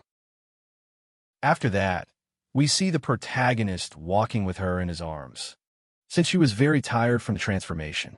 He knew the reason why she had gotten so angry, but from now on, he will never transform without permission. A sound is heard. In fact, there are 2 giant ogres. He thought he would end his run there, but since they arrived, he was going to start warming up. However, the 2 ogres fall defeated. by two quite peculiar characters, even for the protagonist. He recognizes who they are. One is the master of the Rogue Specialist Guild, Chai Min-ho, and the other is the master of the Hanul Guild, Korea's top-ranked, by Kang Hyun. They think the protagonist is obviously a beginner, who had accidentally entered that portal and had nothing to be thankful for.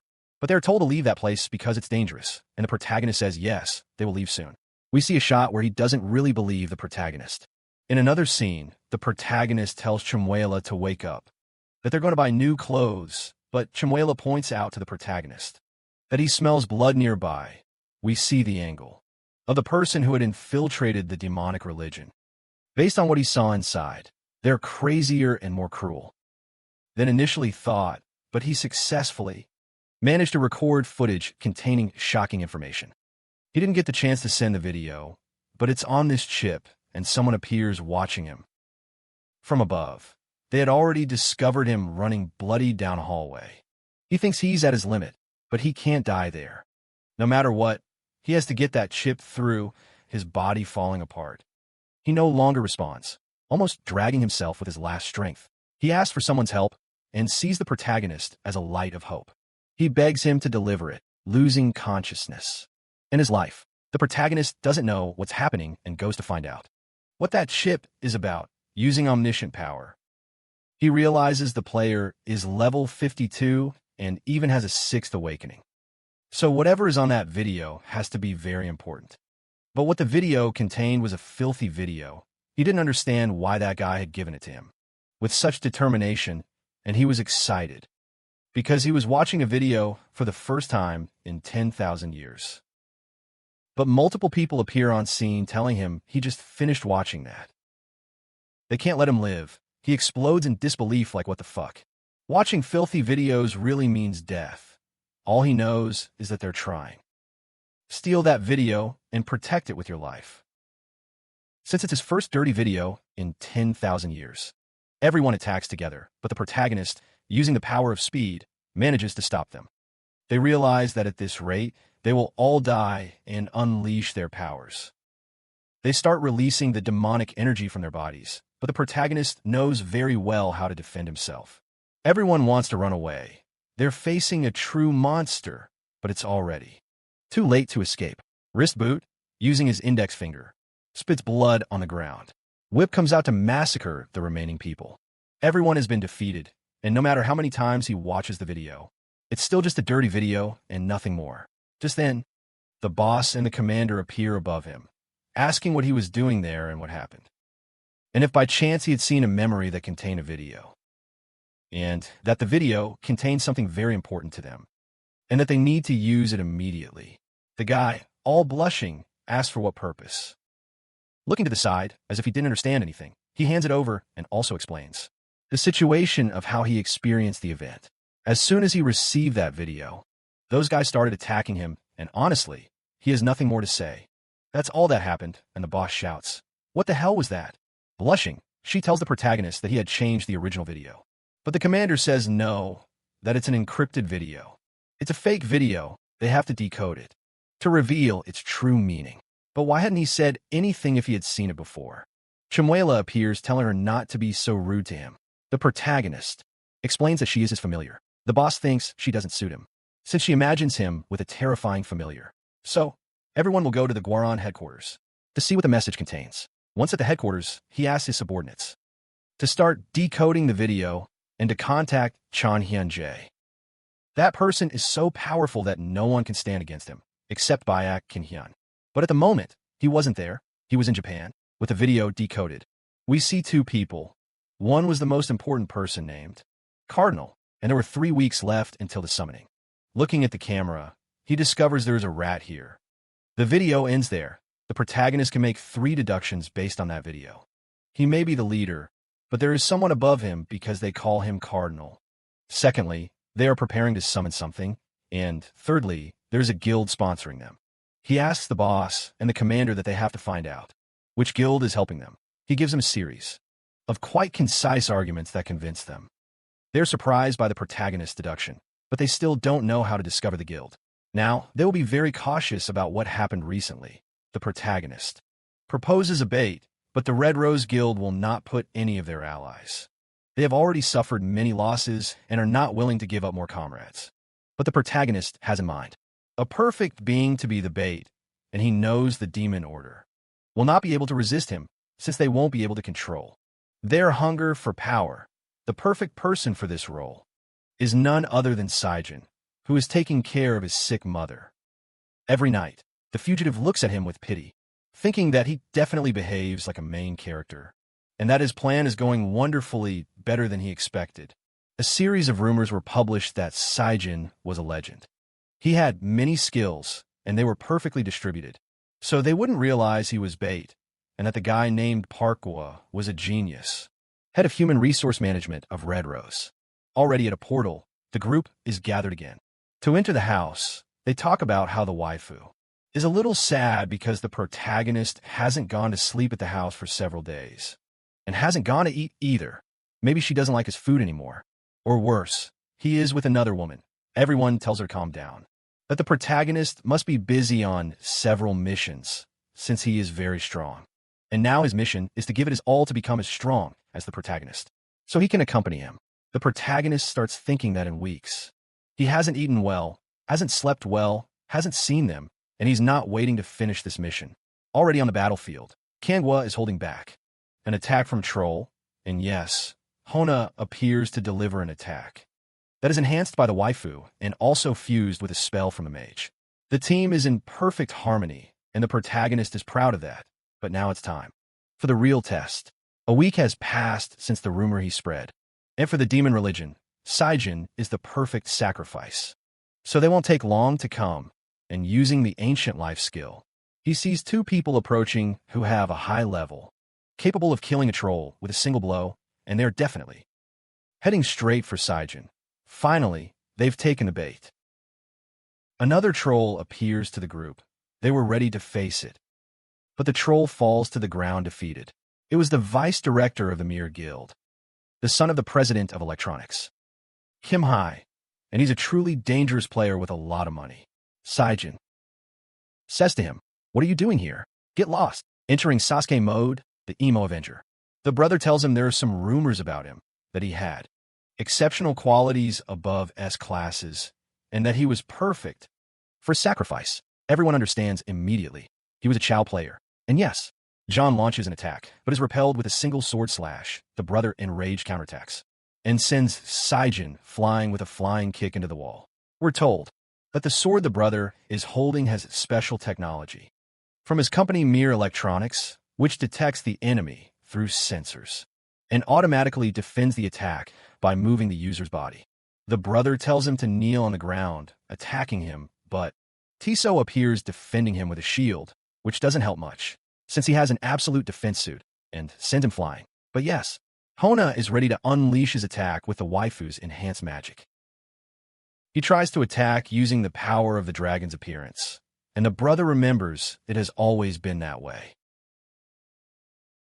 He has never backed down easily, even when he has everything to lose in his studies, in exercises, and even in skills as a player. He has always been ahead of him, but now none of that matters. As long as he has enough money to use people and power. Saijin's talent didn't matter at all. Copying the same technique as Saijin, he attacks him. And Saijin was at his limit, and not just Saijin, but the whole group. And he thinks this is the end. Saijin swore to take revenge on those who abandoned his mother and him, but he can barely protect the people he cares about. Much less can he take revenge because he is too weak. A message appears. The protagonist, admiring the scene from afar, finally discovers that the Mir Guild is the culprit and that he will move to put an end to this. But Saijin stands up with incredible strength, shouting that he wants the power to protect his loved ones. Many abilities have been given to him, but the most important is that he has accepted the power of the celestial god. He attacks again. His power is clearly much greater than before, and the brother's defenses are not working. He can't believe it. Strength and speed are clearly superior to his, but why is he losing? When Saijin is about to deliver the final blow, the guard appears to defend him, telling him it's impossible to surpass the vice guildmaster, and that if he continues like this, he will end up losing an arm. He asks him to behave and hits him with a heavy blow that leaves him lying on the floor, he paraphrases that the only right the weak have is the right to suffer. And Saijin, through tears, remembers his mother apologizing for giving him life. But he only wanted to tell her that he wanted to thank her. But he won't be able to anymore because he is too weak. He even involved his group of friends in his death, and he really felt sorry. When they're about to deliver the final blow, our protagonist appears, defending him with one hand and telling him he agrees with what he said, that the only right the weak have is the right to suffer, and that from now on he will exercise his right to the fullest. Everyone is surprised why the protagonist was there, but he tells them he doesn't have time to explain, and that they took him home like that to be able to heal him. The bodyguard launches an attack, calling him arrogant. But the protagonist stops his axe with one hand. The brother shouts at him that he has to use his demonic energy and sacrifice himself for the Mere Guild, and that it was an order. He agrees and transforms into a giant gargoyle with horns, but the protagonist laughs and says no matter how big he is, he will be the winner. And using the power of the iron wall, with a single blow, he defeats the bodyguard. Saijin's brother thinks he's a rancor, and that he has to inform his father immediately. He tries to escape running, but the protagonist catches him and realizes what he has in his hand. It's like a kind of phone that can contact his father, and that he should call him. Talking to the head of the Mere Guild, he tells him his son is trash, that he didn't raise his son well, and if he wants to save him, then he should come to the C-Rank Gate in Mod Kong, and that he knows people like him very well, and that he should come well prepared. And in the background, we see that the head of the Mere Guild is extremely angry. He doesn't know who he's messing with. He doesn't realize how foolish he's been for messing with him. And the protagonist tells him, good luck, and breaks the sphere with Saijin's brother's face, who begs for his life, promising to give him everything he wants. Money, fame, everything he could get, but the protagonist's mind only thinks about his favorite dish, and that he's busy now, that he needs to meet with his father. He uses the power of the seahorse to transport him. Already at the meeting point, everyone is gathered. Seol, and the fighter wife leader introduce themselves. Both ask, at the same time, what their relationship with the protagonist is, and that they will talk about that later. What's important now is that the father of this brat comes. But they don't know if so many people really had to come, because they don't believe the Mere boss is going to show up at this place. Everyone knows it was a trap, but the protagonist says there's no easy war, that the more, the better, and that a father's love is infinite, and that no matter what, that father will come to rescue his son. Several vehicles arrive. It was the Mere Guild leader, accusing the two of them of being after him. But he also asks who the bastard was that spoke to him earlier, and the protagonist appears. He tells him he looks much better in person and literally throws the sun at him. They don't understand why the protagonist threw run, and that his son didn't have a single scratch. He greets him. The father asks if it's okay that he said at least something. But the only words he hears are someone telling him he doesn't remember, and whose he was. The protagonist had erased his memory, and the boss completely loses his mind, activating all his attacks. He attacks the protagonist, but the boss lady intervenes using her legendary weaponry, which are the pink chains. The boss lady is exposed.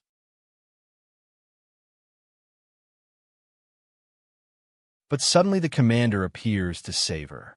The boss is left with multiple scars, but he doesn't give up and repeats the phrase move over and over again. The boss lady manages to bind them with her chains, but it's useless. The boss is too powerful and frees himself just by opening his arms, staring at the protagonist. He runs toward him, but losing all sanity and focusing only on the protagonist. The commander appears and stabs him in the back. He gets up, all dying, to face the protagonist. Throwing a weak punch, he falls to his knees in front of the protagonist. Back at headquarters are the boss lady and the protagonist. The boss lady seriously asks who the hell he is.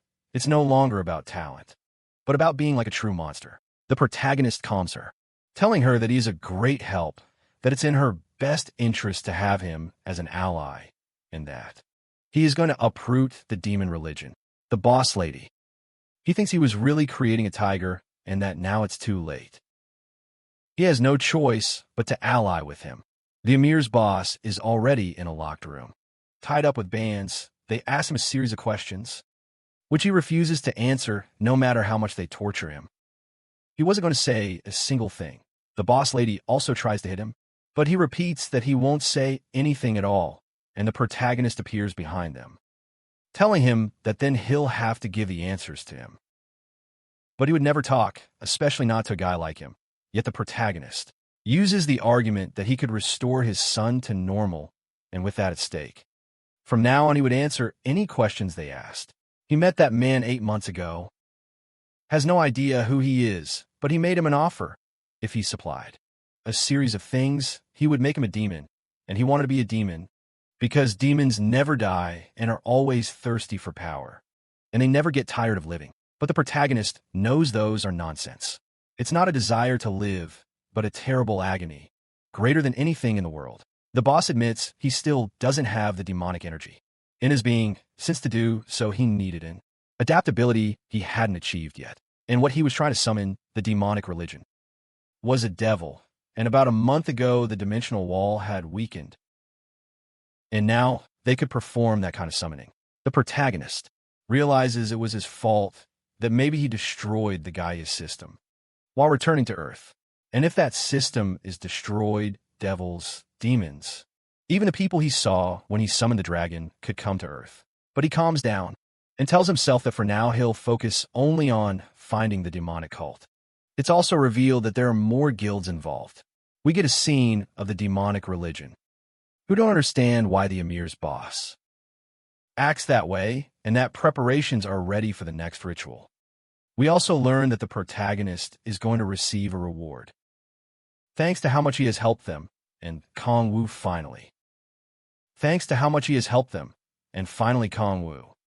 He returns home holding Chimuela, apologizing and telling her he will never abandon her, and that he was working, but finally finished his mission. Ciola was also very worried, but she understood the circumstances the protagonist might be going through. She had prepared his favorite dish, and the next day, they meet at the hospital. Everyone in the group is gathered. The protagonist tells the version that he was following him, since he had heard rumors about his group, but Ciola asks him that he should have said so earlier. She knows he keeps many secrets. She thinks they are very distant, and the protagonist apologizes. He cannot guarantee that something like that won't happen in the future, but he will do everything possible so that the people in his family don't worry. Ciola, with a jealous attitude, asks him to speak informally to her as well, like he does with the boss. Everyone is watching the wonderful show. They are flirting and about to hold hands, and Chimuela gets between them, asking them to please peel the orange, but it was already peeled, and to remove the white parts. Yes, it was peeled then, and Saijin asks what happened to Amir's boss and his brother. The protagonist tells him he doesn't even have to worry. They will be locked up forever, and not all the money they have will get them out of there. Although it wasn't intentional, he also learned about their situation, and that their sick mother will be transferred to an advanced facility with medical assistance. Hanso thanks them with tears in his eyes, and is going to tell them his big secret. Indeed, his awakening is rank S, but he still can't use it well because he's not that strong. He's not sure how he acquired them, but he received a message from the Gaia system and was selected to be the system's protector. On May 22nd, he was given his powers, just the day the protagonist appeared on Earth. The protagonist thinks he's not just a main character, and that he might even be better than expected, and was glad to have him as a subordinate. Then the scene changes back to the protagonist. The Toothless Girl and he are fighting at a rank S gate. Using their combined powers they manage to defeat the orcs, and finally the protagonist has reached level 50, unleashing his 6th awakening with his new ability that is still a mystery, and it is being called. He says the move is almost complete and that his mother agrees, and the protagonist will go there right away. The 4 of them move houses. They are in an extremely large and luxurious apartment, which was given by the Red Rose to the waifu. The idea that the boss is her rival enrages him, since she is no match, and that the Toothless Girl, the protagonist, and the waifu will go out tomorrow. The 3 are at the mall, shopping and shopping, having a great time like a happy family. They also plan to eat so the protagonist can enjoy himself. The protagonist literally ordered the entire menu. Everything, literally everything. And when the protagonist is most comfortable eating, the guild master of Hanol appears, asking the protagonist to please join his guild, promising him a house, a car, and also 5 million won, but the protagonist says that is insufficient and offers more, that besides all that, they will give him a legendary set. It is explained to us that legendary sets are extremely rare, cannot be bought with money, and that the bearer and the weapon must be aligned. They must have a special characteristic in common. But the protagonist rejects him again, and he leaves the card just in case he changes his mind. The next day, the protagonist met with the boss and told her what had happened. She asked why he didn't accept, since they were offering him several things. But he said he wasn't interested and that he was fine where he was. They also ran into the commander, who had a gift for him that they found while investigating Mir's guild. And when they saw it, they knew perfectly well it was meant for the protagonist. They were talking about how its effects didn't seem very good. Only one thing caught their attention. There was an increase of 5 levels, but only for players who have inherent stats. But there are very few players who have this skill. However, the protagonist indeed has it. He thanks it, since the item fits him perfectly, and the black pearl coat recognizes the player as its owner, and the demonic energy stats have increased 5-fold, and the protagonist thinks that this legendary item is really good and that he loves it, and the boss wants to see how strong the protagonist has become, so they're going to fight. They are in the training room. The boss thinks that the protagonist was very strong before and has grown a lot, and now he possesses a legendary weapon. So she won't hold back, and the commander also has a desire to see how much the protagonist has grown, and the battle begins. The protagonist thinks she is underestimating him, so he grabs her cap to cloud her vision, but she attacks him fiercely. Since the protagonist is not an ordinary player, and the protagonist uses the Kraken's special rage skill. As for the boss, she uses her legendary weapon, and the protagonist creates an opening with the power of sound, also powered by the strength of 1,000. The boss absolutely needs to defend herself, but the protagonist manages to land his hit. The boss thinks that truly the protagonist is a monster. The general is extremely angry with the two, who don't know when to stop because they had destroyed half of the hall. The protagonist starts thinking about how they could pay for it, and the expenses could be covered by selling the giant ogre's magic stone, or they could also go defeat a high-ranking boss monster, since they drop legendary gear. And since they are all together, they can go defeat the Korass. We are told that the boss monster resides in the lake at Gate S. To date, no player has been able to defeat that monster. The biggest problem is the Korass's habitat, since it lives underwater. Most melee attacks are nullified, and it also has the ability to hide underwater when attacked, which makes range attacks more difficult. Furthermore, its skin significantly reduces any magical attack, turning it into the toughest monster to defeat. The protagonist knows it's difficult and isn't doing it just for money. He tells them he just achieved his 6th awakening, and we are informed that as a player levels up, they will encounter 2 different walls. The end of your efforts at level 59 and the end of your talent at level 89. The protagonist is at 59, and the only solution to overcome these walls is to face a powerful monster and surpass your limits. The boss thinks she is level 89, and the protagonist is in the 50s, yet he still beat her. So she will help. What was the plan? The commander also joins the mission, since she allowed them to use the facilities under her control. The team the protagonist has includes the 2 of them and Shemuela, but they also lack a participant for close combat. The commander has the ideal person for the job. Already at the rank portal, the 5 people for the plan are there, and the person the commander brought is called Kagumo, who is from the Guard Corps, commander of the 2nd Corps. At first, I treated him as a friend, but they tell him he defeated the boss, so he starts to see him differently, and the boss says the guard is about to activate. They should take position, but the protagonist says that place is perfect, the place of the stone giants. But the boss tells him they don't attack unless attacked. When they are fighting the guard, they will surely activate, but the giants are the key to that plan. They're at the edge of the lake, and all the chains are ready. The protagonist starts by using the power of sound in the water, and the guard is coming. Everyone should be prepared.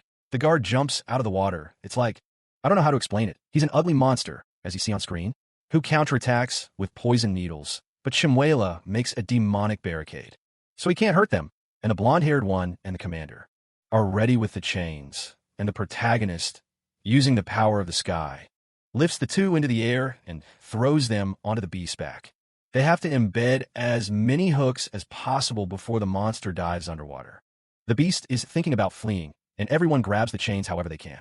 The beast will try to sink as deep as possible, but the protagonist anticipates its move and jumps into the sea, using the power of 1,000 and the power of destruction to land a blow and prevent it from submerging. The attack worked.